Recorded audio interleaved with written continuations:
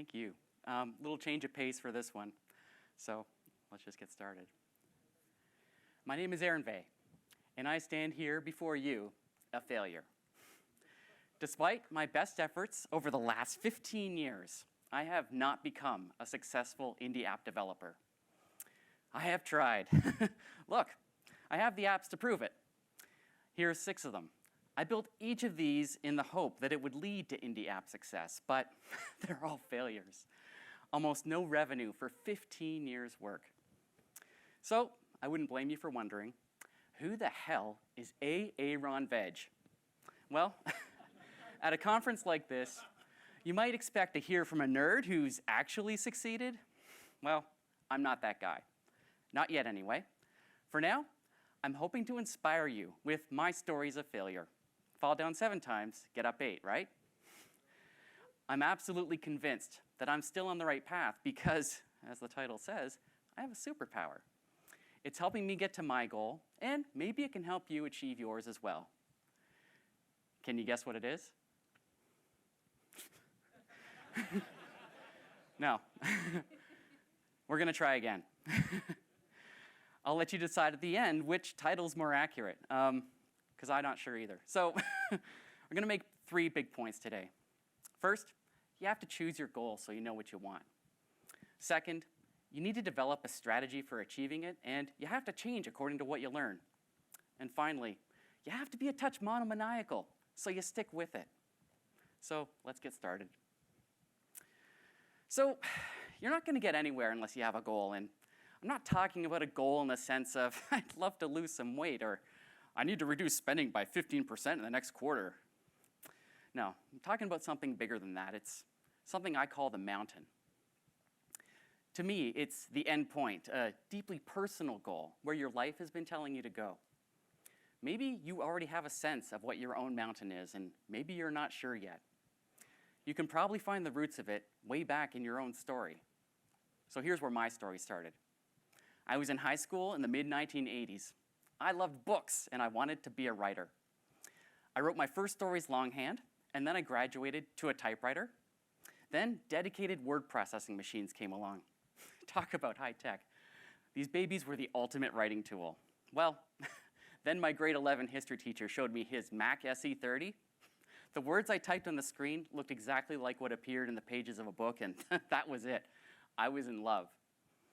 By university, I finally had my own Mac, and I was learning everything I could about it. I wasn't writing as much anymore, plenty of essays, but nothing creative. But I was learning Photoshop and PageMaker while I worked for the school paper, and networking and troubleshooting because quadras and LCs on PhoneNet-based local talk, it was fragile. So that brings us to the mid-1990s. This whole internet thing was starting to happen. I'd moved away from writing and into publishing. I thought I'd work for a newspaper or a magazine, so I went to Simon Fraser University and I got a master's in publishing. And that's where I learned that there's a little bit of HTML there, and I realized that you could publish web pages. So the Mac, publishing, and HTML, it was all part of a puzzle for me. All these pieces swirling around in my life, and it was starting to coalesce. Another important piece was my dad. He owned a building contracting business. My whole family's full of entrepreneurs. It was never overt, but I was clearly affected by it. Like the idea of working for someone in a job, that always made me feel like Captain Picard in that Star Trek episode where he played it safe and ended up a lieutenant junior grade in a blue uniform. Not a lot of Star Trek fans in the house, huh? It's too bad. You're in the wrong presentation. Thank you. So it's a feeling of opportunities missed, of potential unfulfilled, right? So that was part of the puzzle too. It was a desire to run my own business. After I graduated, I started a magazine for Canadian Mac users. But Mac Insight was a hilariously bad idea. I managed to come out with 1 issue before realizing the costs were way too great and I had to shut it down. But I'm going to pause here and review the background noise of my life to this point because it all contributes to that mountain I'm talking about. There was a fascination with the Mac, an interest in publishing and creating things, the beginnings of a shift toward technology and programming, and a desire to run my own business. So I want you to think about your formative years too. When it comes to choosing your goal, it's almost certainly there in your story already. You might have been circling it your whole life. For me, the Mac was this black hole in the center of my galaxy. Everything rotated around it. Whatever work I had, whatever spare time I could spend would be in service of learning more about this new thing and trying to find a way to keep it in my life. But I hadn't put the pieces together yet. I hadn't found my mountain. So what does that look like? Well, it can be pretty reactive. So here's another story. It was the year 2000, and we lived in Microsoft's world. I was at the start of my career. I'd gone running back to the workplace, still smarting from my attempt to launch a magazine. I was about to get married. I chose my new job as a technical editor at a financial services firm on Bay Street for the job security. You can see where this is going. But the week before my wedding, I was laid off. It was straight politics. Some power struggle way above me in the org chart took out my manager's team. Okay, not the end of the world. I got married, had a lovely honeymoon, and started a new life. I found a new job managing a part of Compact's Canadian website. I started teaching myself PHP and MySQL, and I found some gigs doing web development on the side. And 3 years later, my wife and I had a baby girl. That was awesome. Then Hewlett-Packard acquired Compaq, and I became an HP employee. And then the rounds of layoffs started, and they got me in 2006. My wife was at home receiving treatment for cancer. She's all better now, and we had a toddler at home. The timing was not great. I was pissed. Getting laid off once was unfair. Having it done twice was super painful. Was this what being an employee was all about? The promise of stability and then a knife in the back? Was there a better way that offered more control over my own fate? Could I be Jean-Luc Picard in a red uniform instead of a blue one? Well, I'd already been freelancing with my self-taught web development skills. In 2006, I went all in. My client work didn't provide the same income as my old job, but we made a bet that full-time focus and a new long-term contract would make it feasible. Essentially, I set up a corporation with myself as its sole employee. This definitely solved one problem. I was never going to be laid off again. And I was honoring the entrepreneurial spirit that my dad had instilled in me, but it came with this constant fear that I couldn't support my family. During this period, I felt a little aimless. I most certainly didn't have a mountain in my life. So, what changed? A couple things. First off, I was starting to learn how to program the Mac. You know this one. Here's Aaron Hillegas's book, Cocoa Programming for Mac OS X.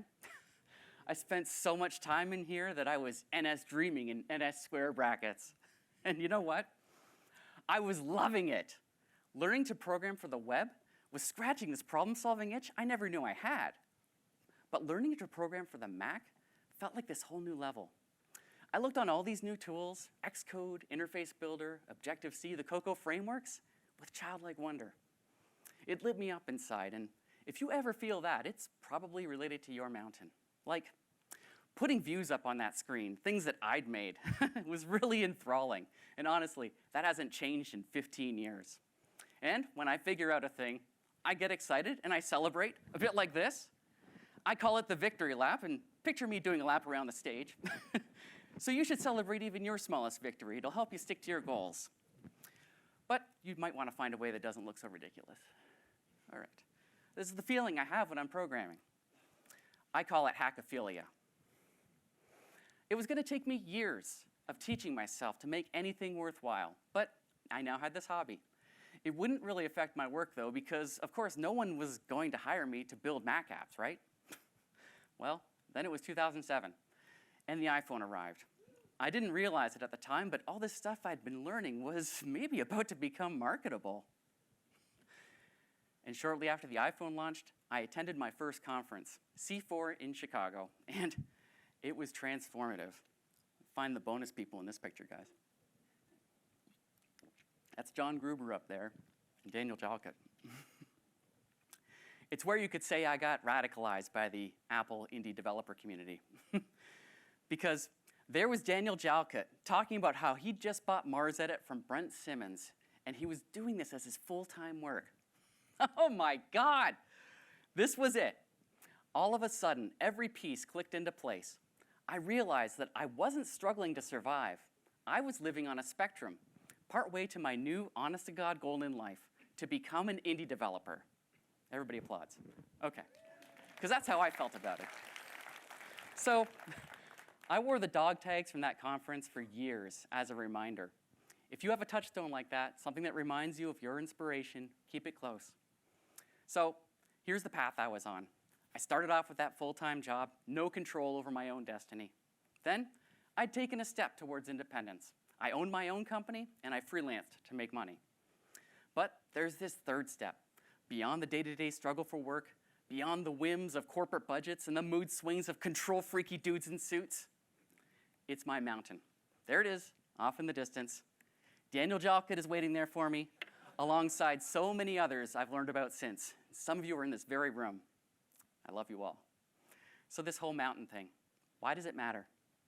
Well, figuring out what your mountain is helps you maintain focus and forward momentum over years, or in my case, decades. It's super clarifying to have a mountain. If you know where you want to go, making decisions becomes a whole lot easier. When you're faced with a choice between two paths, you can ask yourself, does this take me closer to my mountain or move me further away? I came up against many situations over the years where companies wanted to hire me as a full-timer. And that's an easy no nowadays, even if, like in 2021, that offer came from Apple. Okay, well, that no wasn't quite so easy. I said it anyway. So I'd like you to think about what your own mountain might be. What's the black hole you're circling around? What pieces are floating around in your life, and what picture do they make if you put them together? I cannot stress enough how important this is.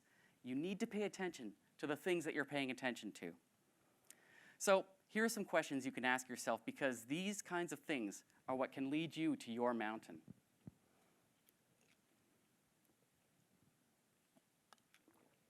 Talking is thirsty work. All right. So once you know where you want to be, you need to take stock of where you are. Is your mountain close or is it far away? What steps will connect where you are with where you need to get? Because that's your strategy. Taking stock includes other things too, like, do you have the tools you need to get to your mountain? What built-in advantages do you have? Like I said, I am nothing if not persistent. That's my superpower. What's yours? What free time can you make use of? And what do you need to learn? For me, the first step was obvious. I had to learn to actually program a Mac.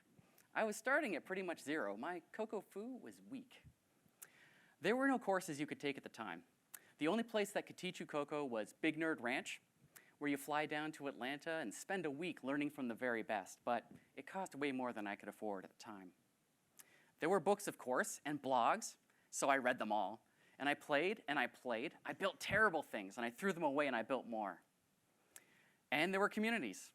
I met a couple guys from Toronto when I was in Chicago. They pulled me into TACO, the Toronto Area Cocoa and Web Objects User Group. Shout out to all of you here today. Yeah. Thank you.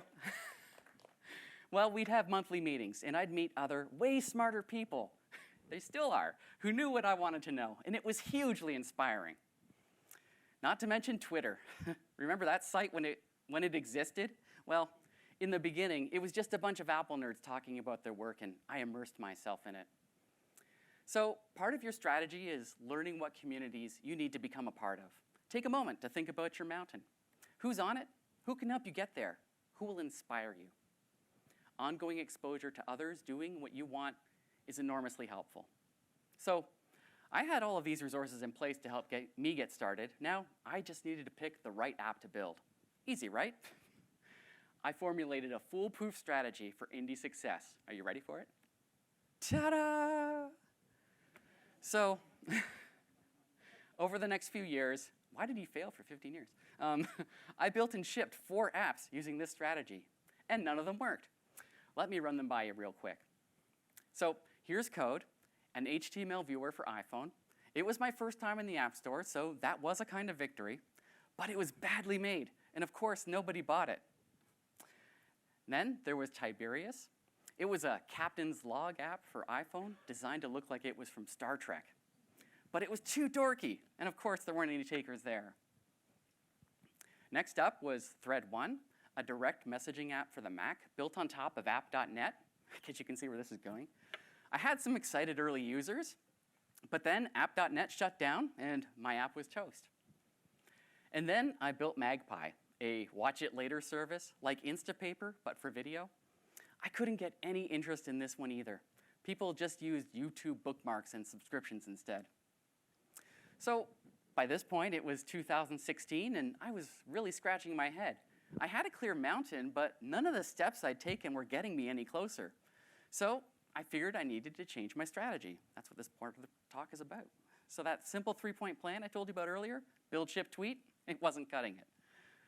I reviewed what I'd done, and I came up with 5 criteria that would guide my choices about the kind of app that I would create. So let's go through them. A successful app had to be, 1, something for a defined niche so I can reach them with my marketing message. I'd learned this with Tiberius and Magpie. When anyone might use your app, you're having to tell everyone, and that's beyond my abilities. Number 2, something that pays via subscription, so I need fewer customers. So this is pretty well understood these days, but it was clear that selling perpetual licenses for $5 would never yield a viable business. But finding just 1,000 customers to pay $5 a month, that is viable. Number 3, something that relies on my own service so I control my own infrastructure. My experience with Thread 1 taught me this. Building on other platforms gives you the advantage of targeting a big niche group of users, but that axe can fall at any time, and it tends to. Number 4, something that I would use myself so I can both dog food and be a subject matter expert. Aside from Thread 1, my closest brush with success, I didn't really become a big adopter of any of my own apps. When an app that you're working on is something that you use every day, you're powerfully motivated to make it the best possible product. And finally, something robust, meaty, and featureful to justify paying for it every month. See, I'm a productivity guy at heart. I love apps that get things done. My future apps need to be big bites of the apple. No toys or one-offs like Code, Tiberius, and Magpie. So, with these rules in hand, I was ready to take another crack at my mountain. Okay, so we're going to pause again. If your mountain happens to be indie app development, then maybe my 5 criteria are helpful to you. But if your mountain is, say, becoming a successful writer, then you need to sort out your own steps and maybe find a different conference. The important thing is, whatever list you come up with first, be open to the possibility that you're wrong. Sometimes you can't see the whole journey from where you're standing. Your strategy for reaching your mountain, much like writing code, it's going to be iterative. Try it, fix it, try it again. Speaking of which, a lot of people will tell you, build it fast, get it to market, and get feedback. And that's always been really hard for me. For one, I can't build things fast. I'm working 40-hour weeks as a contractor. Realistically, I'm devoting 10 to 20 hours a week for my side apps. For another, my apps aren't easy. But for my next one, I went way too far. I spent 3 stupid years building CodeWorks, an app for programming on the iPad. It relied on a hosted system of virtual machines, and it was crazy complicated. I tore it down and rebuilt it several times. And then, you won't believe it, this one failed too. By the time I launched in 2020, people had given up on iPad for productivity, and Visual Studio Code, which you saw earlier, was doing the same thing in a web browser. It was DOA. So it seemed that my surefire list for rules for indie app success was incomplete. Every time I take a crack at this nut, I'm going to have to learn the lessons from my previous attempts. So my next shot was Argus, a beautiful Mac app that lets you control Linux machines. I love Linux. I launched 2 apps, Argus Menu, a free utility to monitor them from your menu bar, and Argus Pro, a full-fledged command and control app. But turns out nobody wanted to use a pretty GUI to manage Linux. My users told me again and again that they just wanted to use the command line. And here's the worst part. I agreed with them. Ugh. So here we are. Pretty much at present, I haven't reached my mountain yet, but I feel like I have made progress. My criteria remains relevant, and I still think it represents a recipe for making a successful app, but I haven't been able to apply them to an actual shipping application yet. So here are the updated rules. It's a strategy that's the result of being flexible, making a lot of mistakes, and learning from them. So as you think through your own strategy, what you're actually doing is just coming up with the first draft. It'll change as you learn. Okay, time to reflect again. Have you made any attempts at your mountain? And what have you learned from them? Get used to failing, learning from it and failing again, because it really is the scientific process at its finest. Remember, the early thrust of your strategy is just to get you closer to your mountain. The closer you get, the more accurate your steps can be.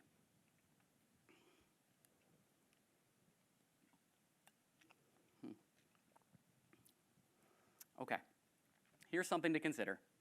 I've launched quite a few apps. And how many of those apps do you think I'm still supporting? Like half of one? I usually pull them from the market if it turns out they just weren't going to work out or they weren't ready. Sometimes that's the result of a literal cost-benefit analysis, as was the case with CodeWorks or way back with Mac Insight magazine. But sometimes it's a figurative choice to conserve my own time and energy. The thing is, you have to be very careful about splitting your focus.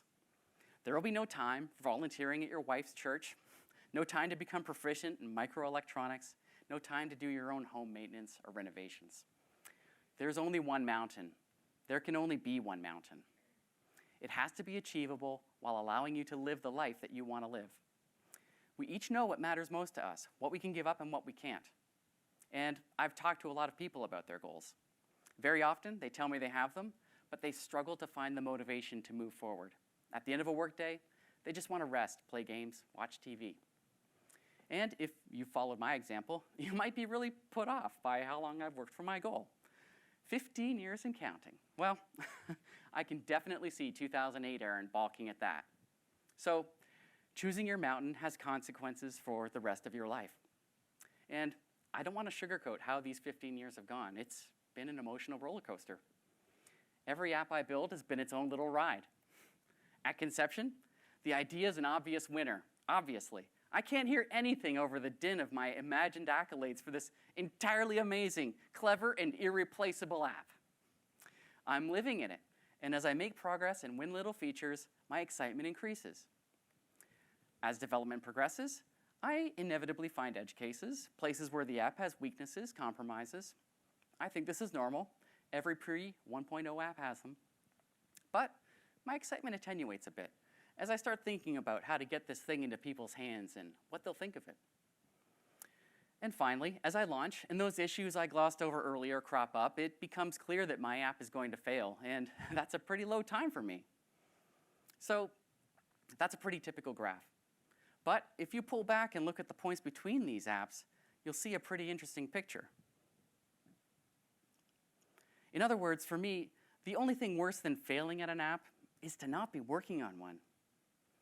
And when I'm between those apps and I don't know what my next app is yet, well, those are the lowest points of all. My goal feels that existential. Like, I wouldn't know what to do with my life if I didn't have this. So that's a pretty heavy moment. So I'm going to pause on this and do a little reflection, because I sound like a crazy person, right? Like monomaniacal? A bit? I know. And I realized where I got that from. And it was Brent Simmons, author of NetNewsWire, original creator of Mars Edit, and old school indie badass. He wrote a post in 2008. Of course, it's still up there. It's Brent Simmons. The post is 365 words long, and it seems to make most of the points in this talk. The part that really stuck with me was about how you might wish you didn't have to work so hard to make the thing.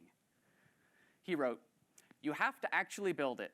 You have to work every day. You have to sit in the chair and stay seated, and sleep and come back to the chair. You need to wear out that chair and then buy a new one and then wear out that one."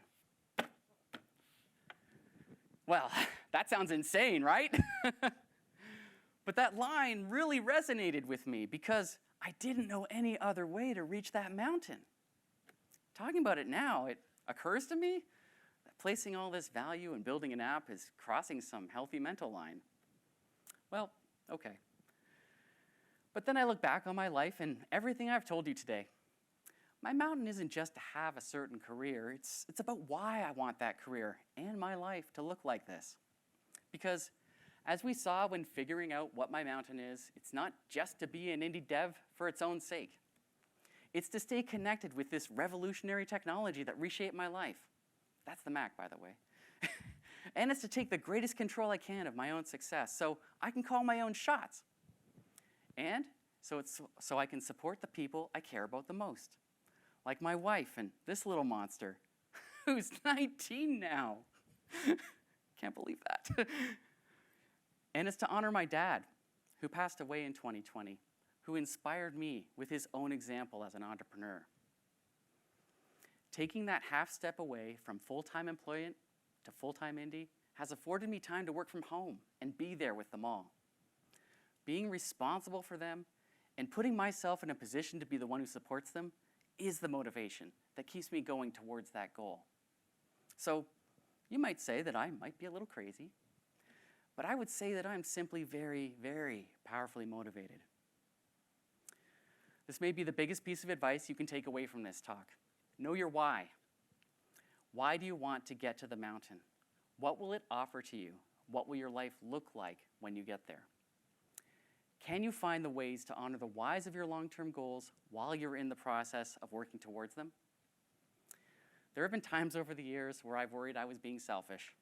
Am I providing the best living for my family by chasing this dream to the exclusion of something more ordinary, like a job with a big company, complete with benefits, annual bonuses, promotions? Well, my apps haven't succeeded, but as a freelancer, my focus has paid off. I've been hired to work on really great apps alongside the kindest, most capable developers who are the real reason for my technical prowess, like here at Disney. But some of you are also in this room and you know who you are. So when it comes to being monomaniacal, the question is really this. Even if it took more than 15 years to reach your goal, would you do it anyway? The thing is, I totally would. I do. Here's me at my local Starbucks, my real office away from home. The staff are great, and most importantly, I am wildly productive here for reasons I cannot explain to you. This is the place where I make the biggest breakthroughs in my apps, and I hope you find a place where you do your best work too. After this conference is over, that's where you'll find me. I'm working on my next app, Quantum Author, a novel writing app for Mac OS that uses Git for its file system. It's in beta now after just 6 months of development. So see, I'm getting faster because I actually have a second app for the Mac also in the works. It's a native client for my own hosted blog service. You'll be able to cross-post to a bunch of platforms and write bigger posts on your own domain. My mountain feels closer than it ever has. These apps might fall over just like all the rest, but I think you'll know what'll happen after that. I'll stand up again, brush myself off, and get started on the next app because that's what persistence is all about. Thank you.